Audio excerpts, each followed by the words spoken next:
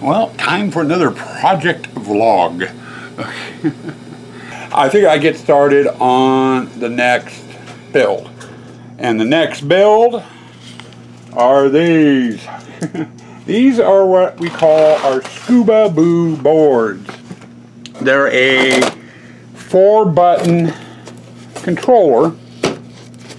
See if I can get the lid off one-handed. There we go. They're a 4-button controller. In other words, you can hook 4 things up to it, and this will fire them off. Or you can hook 1 thing up to it and have it do 4 different actions, depending on what your prop is. I get these from a friend of mine. He peddles them.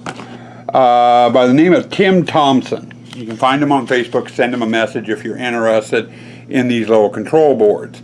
Originally, when I bought them, it came with a 4-channel control board plus an MP3 player.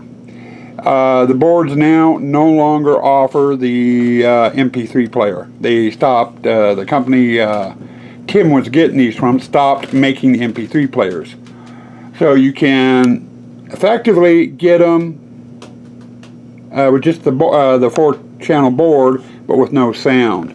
Most of my boards luckily have MP3 players, and I don't use all of them.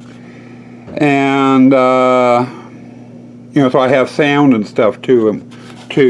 I believe Tim is looking for a new supplier for the MP3 boards that will work with the control boards, but he's been having some problems with it. But anyway, it's time to go through and overhaul these. All the boards still work. Some of them are starting to get a little glitchy here and there. And the containers are getting old and faded and brittle. The connectors, which sit outside, that one there, and this one here, and if you take a close look, you'll see it's starting to develop some rust over the contacts and stuff. They need to be gone through and redone. So what I'm going to be doing in this vlog is tearing these all the way apart, replacing a few of the parts here and there on them, and that pile of envelopes over there is all the parts I've ordered. And then we're going to be putting them into new boxes, rewiring them, freshening them up. That's part of the project. The other part of the project are those things there. Okay, all the boards come with this little IR sensor. This is what you use to trigger the boards, and you can configure the boards too. If you let Tim know, he might be able to walk you through it a little bit better than I could. You can hook them up, set them up for step pads, push button controller, the IR sensor, wireless sensors. There's a whole range of different sensors that you can use with these boards, but the boards come with these little IR sensors. And what I have down here, this here, is basically an IR sensor inside what I call a hockey puck. It's a PVC pipe cap with a reducer on it, and the sensor's right there in the center, just glued to the back of the center, and then I have a hole in the back of it for the wires to stick out. This pretty much weatherproofs that little thing. Because if you're an outdoor hunt and it gets wet, you get water on that, the sensor fries, the board won't work. So you need to weatherproof it. And that was probably about the best way I found to weatherproof it. All the sensors need to be rehabbed. I need to go through and clean the housings. The housings I'll be able to reuse. But I've had over the years some of the sensors actually fail. The sensors are fairly sensitive. They don't like being banged around. And no matter what you do when you're setting these things up, putting them into storage, moving the storage, they get banged around. And like this last season, I had 2 of them fail on me. And I ended up having to replace them. So I'm going to go through and rework these. Also, all my sensors at one point or the other, I put extensions on, for one season or another. I needed the sensor, like 10 feet, 15 feet away from the control box. So, I added wire to it and everything else. The wiring's getting old, it's getting frail, it needs to be replaced. So anyway, from that jack right there, all the way down to the ass end of it here, needs to be rewired, and I'm going to be reworking the pucks a little bit, and we're going to be going from there. So it's a fairly long, involved process. It does take some soldering, but for right now, I'm going to start disassembling things and getting all my parts set out and separated, and we'll just kind of go from there. Scuba-Boo board time, courtesy of Tim Thompson. I'm working currently on sensors. I went through all the sensors I had 12 of them, and got the sensors themselves out of the pucks. This is the reducer that they fit into. Also went over them fairly well. There was a couple I just threw in the trash. It was a couple of the old original sensors that came with my first set of boards I bought years ago, and the sensors are actually starting to rust a little bit, you know, up in the corners around some screw heads and stuff, and it's just like, okay, tossing them. So I did that. After I got everything pulled out, I went and took all the caps out along with the new ones that I bought to the shop, my main shop, and I drilled a hole in the back so the wiring can pass through, and then after I get the wire through there, I'll seal it up with a little bit of hot glue, and that'll help hold it in place, and water tighten it. And I also went and added a small L bracket to the back of it. Now, the L bracket will come in handy for mounting it if I need to mount it someplace, or to zip tie it if it's going to be in another area. Or I can mount it to some adjustable stakes I've got too. So I went and got that done. Now currently I'm going through, I ordered 15 new sensors because I wasn't sure how many of the old ones I was going to be keeping, depending on what condition they were in when I took them apart. And I didn't know when I was planning the project, so I just ordered 15 new sensors. Now what I'm going to do is I've got enough inserts and caps to do 28 sensors altogether. And I think I'm going to have a few sensors left over, a few extra. I am just going to go through it and I'm going to do them all up. I ordered 2 new boards, and I've got 14, 15. I already have 14 or 15 sensors. So I'll end up with way more sensors than what I'll have boards for.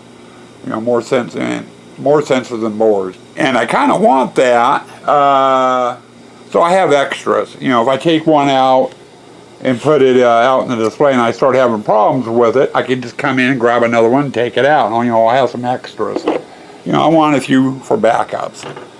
But right now, I'm in the process of gluing the sensors into the reducers. And I'm just using a bit of hot glue. And all I'm doing is running a bead of hot glue around here, around the lip there, and taking the sensor and pushing it into place. And the hot glue is actually holding it in place. But there is another little adjustment I'm doing as well.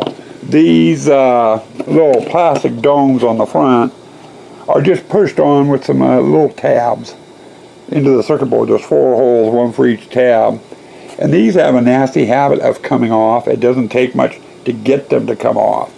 So what I'm doing is I'm actually removing them and then putting a drop of hot glue on each corner where the tabs are, and then putting it back on. And the hot glue is effectively holding the sensor pad or the sensor bubble to the board. That way they don't pop loose. I know when I took those apart, I had a couple of them. The sensor board had come detached from this and was just laying in the back of the puck, all snarled up in the wires, which explains why they were working only intermittently and not every time. But I've got that to work on now, and then once I get everything hot glued up and in, I gotta start getting things wired. Well, one part of the process is done, or almost done. I went and got all the new pucks, aka the sensors, put together, except for 9 of them. When I planned these, I planned on doing a pigtail, extra wire coming off the sensor at 5 feet. I wanted a 5-foot length of wire. So I ordered enough of this servo wire, which is what this is, servo wire, you know, to do the 30 pucks I needed. When I got here and started measuring it out, 5 feet just didn't seem long enough. So I went and increased it to 7 foot. As a result, I ended up not having enough servo wire, so I ended up having to order some more. It's on its way. Doing the pucks isn't all that hard. It's something I can do with my eyes closed. Now, this is what the completed puck looks like. It's just a cap, PVC pipe cap with a PVC pipe reducer on it. And I drilled a hole to attach the bracket for mounting. Drilled another hole here to let the servo wire out. And then the other end, I went and tinned the wires, and that'll be my connection to the board. And then to seal the hole, you know, kind of waterproof it, I put a drop of hot glue on it. On the inside, you can see the hot glue around the edge of it. I mounted the sensor, attached my wire, and then when I went to attach a servo wire to it, I soldered all the ends together on all 3 wires, and used 2 different sizes of heat shrink tubing. You know, I did each connection with its own heat shrink, and I used a larger size to heat shrink all the connections together. That will help strengthen the connections on it. But you know, that is effectively done. So those can get put off to the side. I don't have anything else I need to do with them other than the 9 that still need the servo wire, which I'll do when the servo wire comes in. Now our next step is this here. These are our old containers. Get this open. And I've got a board, I've got an amplifier, and then I've got various fittings around the outside. We are replacing the tubs, and I'm going to go through and I'm going to rewire everything as well. So what I need to do now is go through and deconstruct the boards. In other words, tear all the boards apart, go over, make sure all my fittings and connections and everything are okay, and get things set up. So this is going to take a while, taking these apart and getting all the parts and stuff together. But that's my next step. I figure we'll open this segment with Kaylee, who's waiting and looking for attention, aren't you, sweetie? I made a little bit more progress. I've got all the various boards out of their containers. The old containers are in the garbage. I've got a container of spacers and screws and nuts and stuff that we're going to be using for remounting the boards back in the new containers. Some of the screws are starting to get rusty, and the rust is migrating up the screws, so I'm going to need to replace some screws. These here are all the fittings, or some of the fittings that went on the outside for hooking things up. They're just stereo jack, speaker jack is what I'm using on the outside of the containers. I still got to go through and get these cleaned up, get the old wiring off and solder on some new wiring. Some of the wiring, the connections are not looking too good. I want to go through and clean them up, and I need to replace some of them, so I need to do that yet. But I also went and got all my amplifiers together. I ordered some new ones as well. I have enough amplifiers to go with every board, so every box will have an amplifier in it. I've got the connectors that go from the amplifier to the board for plugging them in together. I got enough of those. What I'm lacking on is right here. These are the MP3 players. I've got 18 boards altogether and only 12 MP3 players. So some of the boards will not have an MP3 player in it. Anyway, I've got enough to do 12 boards, which means I'm going to have 6 boards with no MP3 player, which is fine. I've got several displays now, like the cemetery. I used to I use a couple of boards in there, but I used to have one board in that cemetery scene that had an MP3 player to play ambient sounds and, you know, basically while everything was running. And now we have a video projector in there that does all the sound. I still have the MP3. I still have the boards in there to run the props. I just don't need an MP3 player in there. And I have a couple of displays that are like that. It really doesn't need an MP3 player in it. So this will allow me to save the boards, or the MP3 boards, for displays I need or for new props or what have you. So we got all that. But anyway, I got all my different parts and stuff together. My next chore, like I mentioned, is these here. I need to go through and get these cleaned up, sorted out, and rewired. And then once that's done, we can start assembling everything into the new housings and stuff. And it's going to take a while. It is a wiring nightmare, or it looks like it when you first see the inside of the box. Oh, it's about time for another segment. We've been busy doing some prep work. Got the boards all taken apart, cleaned up, maintenance, whatever light maintenance they needed done to them. Got all the parts kind of cleaned up, and did a little bit of prep work on these. They're a stereo speaker jack with 4 wires on them. They hook to the outside. I've got a set of 3 of them. I hook on the outside. That's where I hook all my props and stuff to, and those connect to the boards. Our next step now, the point I'm at to now, is I've got to start putting things back together. Now, I went down and bought some new containers, and I bought all the same size. My original ones I had in the tub down there.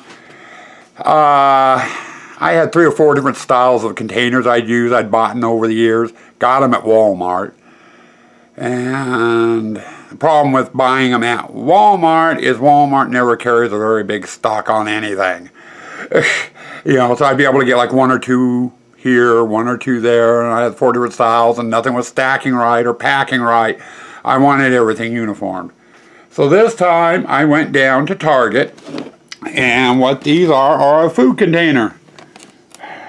And it's about 3 inches by about 8 inches. 3 inches high, 8 inches long, and probably 6 or 7 inches wide, roughly. If anyone's interested, I can get you the exact one, but this is a 76 fluid ounce, 9.5 cup container is what they are. And they're, you know, basically Tupperware. They're plastic, you know, for storing food, you know, your leftovers and what have you. They work perfect. The nice thing is about them is that they are plastic, so it's easier to punch holes in them, into them to allow wires to pass in and out, and it's also easier to seal up the holes so they don't leak, which is what these containers are for, is to keep moisture and stuff away from the boards and away from the connections on the inside. Now, I've gone through, I needed 17 of these containers, because I have 17 boards. I still need to do 1 from that stack. I'm shy 1 over there. And what I'm doing is I am currently marking these. As you can see, I got dot there, and then there's 2 more down here. Those correspond with the mounting brackets on the boards. And then, since I've got to mount 3 of these to the outside, and I want them, you know, in a uniform pattern, I went and made up a template, which I was able to sit on the side and mark my holes. Now my next step is to go through all 17 of the containers, and I got to punch out the 12 holes here and the 4 holes here. Then I can turn around and start mounting the boards, mounting those. and I can start getting those connected to the boards. That's the first part. I still got a lot of connections I need to punch holes for down here on this end, but I'm not worried about that right now. I'm worried about getting the boards and those in. Then I gotta start getting all that stuff laid out in here to get into them, getting them connected up. Well, I got all the boards to this point. I've got them mounted in the box, and the switches or connectors over here, the stereo jacks, are tied into the switches. When you program this, it's a 4-button or 4-switch card, in which means you can program each switch either turn on or off or off or on. And I've got the switches connected to these. I just plug the props right in here without having to open up the lid and, you know, run the wires inside, and it just makes it easier, makes it more watertight. Now, as to the card itself, as you can see, it's sitting up off the bottom. The reason for that is, depending on your climate, what have you, sometimes the containers will sweat a little bit. Or if you have a seal that doesn't seal exactly right, you might end up getting moisture inside the box. The moisture will pool on the bottom. If you have the card sitting right across in the bottom, when the moisture hits it, it'll short the card out, burning it up.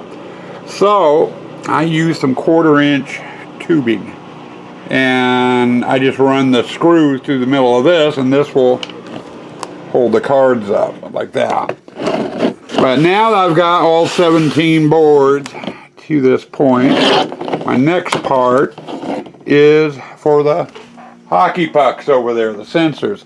I've got to do a connection on the outside of the box for it. And what I'm going to be doing are these here. They're the same type of connectors as what's there. Originally, I use these. They're a little bit bigger. Actually, you can still see some of the old sensor wires attached. I just nipped the wires off. I couldn't find any of these on eBay. The closest thing I could find to them were these. There were just none of those available on eBay at the time when I bought them. So I'm going to be using these. Now what I need to do is I got to puncture either one long hole or 3 small holes to match the pins there. This part here, you know, so I can attach this to the outside of the box, and then I've got to, let's see, where are they? There they are. Yes, here. I've got to solder this end of the wire to the back of that, and then the other end plugs into the board there. But I've got to get that all taken care of. And it's a lot more simple, a lot more straightforward, and it should be a lot quicker than doing these. These took a while to do. This one here is just three wires. And see here, get that lined up right. Plug that in there, and it'll go over to the container and attach the back of this, and then this will get glued onto the, well, I've gotten a couple of steps done here on them. One, I left you where I was going to be mounting these on. These are for where the sensors, the hockey pucks, attach. And I've got my wires soldered on the back, and the other end's plugged into the board.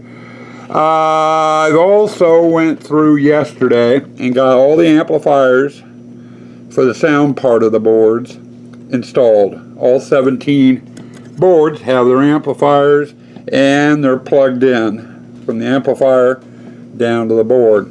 What I'm working on now is this here. This is the speaker jacks for the amplifier and the sound. And basically they go on like that, right underneath the knob for the amplifier.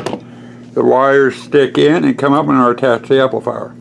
I need to get all the boards to this point before I can go any further. Well, we're just about done with the assembly process. I got one last piece, and that's this here. This is the power line to hook up for 12 volt. Both the amplifier board and the main switch board, the Boo board itself, run off at 12 volt. I've got a connection there and a connection there I need to hook this up to. And then the front of this here, that part there, I'll stick to the container and attach it there so I can hook up the power. But we've got to start making connections. Like I said, this is the last major component. I still have a couple other minor things I need to do after I get this installed. Okay, we've got the power line in. Now, as it sits now, the board's done. I can put the cover on it, put it away. But I've got two more steps I want to do. The first one revolves around this small chip and this bigger chip here. I've got 5 boards that I bought within the last year to 2 years. Chips on them are pretty new. They're fine. You know, I'm not worried about them. But on some of my older boards, I've been noticing when I go to program things are kind of slowing down. They're not moving quite as quick, or they're getting slightly glitchy here or there. A lot of it I thought might have been, you know, in some of the various connections. And when I was tearing these things apart, I did find some connections that were showing a little bit of rust, or, you know, things that weren't working just quite right in the board. But anyway, I also got to thinking about some of these older chips.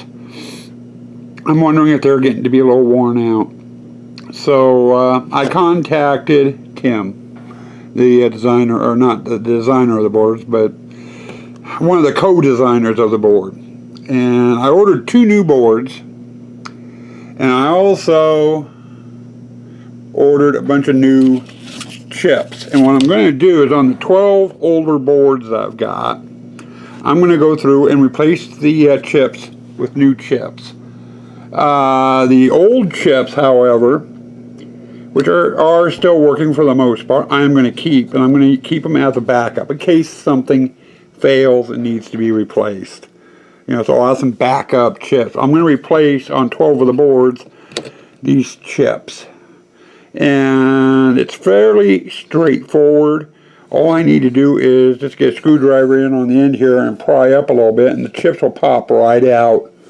And then I can pop in the new chips into their socket, seal the board up, and this step is done. And then we can get into the testing phase, which is the last phase on the board. See, we're almost done, finally. Well, we're on the last step, finally. We got all the boards. All the boards are wired up, ready to go. The ones that needed MP3 players have their MP3 players with the right sound cards in them. They've been labeled. Like this one here is for my hammering clown, and you know, so on. Last step, you notice I've got one of the pucks out, the sensor pucks, and that is to test them. And basically what I'm doing is I'm hooking the power up to the boards. I'm checking to make sure the light is coming on, the little red LED in there on the amplifier. And then I run a pattern where each switch turns on individually. One's going up, one's going back, and then I hook the sensor up to it, and we check to make sure the board fires. And when the board fires, each switch will turn on, and the light for that switch will turn on. Okay, here's what I was talking about. I've got the puck set up. You notice none of these red LEDs here are, oh, there they go.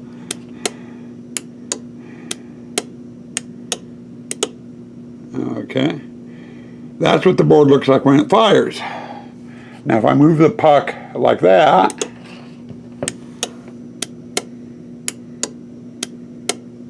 the sensor is now tripping the board. And this is one of my oldest boards. So it's acting a little weird. Number 4 has always been a little weird. I don't know why. But anyway, that's it. I've got to do this to all the boards. Hook the sensor up, hook up the power, do that basic program where the switches turn on one after the other and back to make sure the sensor is tripping them. And I got to do that to all the boards. So far I've got, this is the 3rd one I've done. But once that's all complete, I can get everything into that tub and put them away. I'm done. So this project is done. I'm going to finish testing, and you don't need to get another shot of what I just showed you. So stay tuned. We'll have more vlogs coming. Stay spooky. Stay toxic.